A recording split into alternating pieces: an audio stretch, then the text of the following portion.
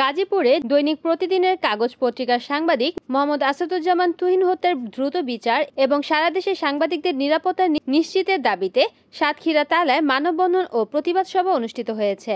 সোমবার 11 আগস্ট সকাল 10টায় তালা প্রেস ক্লাবের উদ্যোগে প্রেস ক্লাব চত্বরে এই কর্মসূচি পালন করা হয়। মানববন্ধনে সভাপতিত্ব করেন তালা প্রেস ক্লাব সভাপতি MA হাকিম এবং সঞ্চালনা করেন প্রেস ক্লাবের যুগ্ম সম্পাদক মোস্তাফিজুর রহমান রেন্টু। মানববন্ধন ও প্রতিবাদ সভায় বক্তব্য রাখেন সিনিয়র সাংবাদিক গাজী সুলতান আহমেদ, SM লিয়াকত হোসেন, সাবেক সাধারণ সম্পাদক সেলিম হায়দার, সাধারণ সম্পাদক মোহাম্মদ ফারুক হোসেন জোয়ারদার, উপজেলা স্বেচ্ছাসেবক দলের আহ্বায়ক মোহাম্মদ রফিকুল ইসলাম দাদুভাই সহ আরো অনেকে। মানববন্ধনে প্রেস ক্লাবের সদস্য, স্থানীয় সাংবাদিক এবং বিভিন্ন পেশার মানুষ অংশ নেন।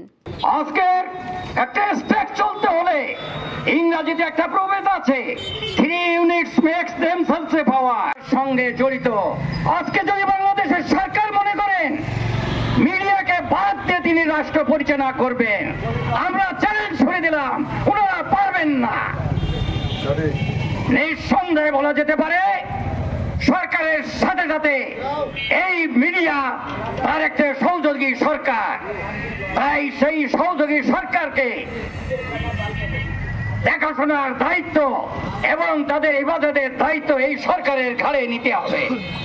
প্রিয় তালাবাসী, আমি সরকারকে বলতে চাই, বাংলাদেশের সেই সাগর রহিনা তার আগে থেকে বাংলাদেশের বহু সাংবাদিকদের এইবার নির্মম ভাবে জীবন দিতে হয়েছে। তবুও সাংবাদিকতা শেষ হবে না। একজন সাংবাদিক মৃত্যুবরণ করলে তার রক্ত দিয়ে তৈরি হবে হাজারো সাংবাদিক। তাই আজকের এই মানববন্ধন তারই একটা উদাহরণ যে কত সাংবাদিক তৈরি হয়ে গেছে, যে এক আসাদুজ্জামান তুহিনকে মেরে শেষ করা যাবে না।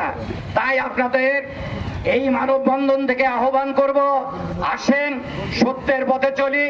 আজকে বিগত জুলাই আগস্টের আরেকটা অভ্যুত্থান ঘটেছিল, তারই কি উদাহরণ এই যে আজকে নির্মম ভাবে মানুষ হত্যা হবে, আর রাহাজানি, চুরি, ডাকাতি, ছিনতাই, আর ওই সাধারণ মানুষের হিতার্থের জন্য টাকা এনে নিজেরা পকেটস্থ করবেন, এই জন্য কি আজ জুলাই আগস্ট সৃষ্টি হয়েছিল।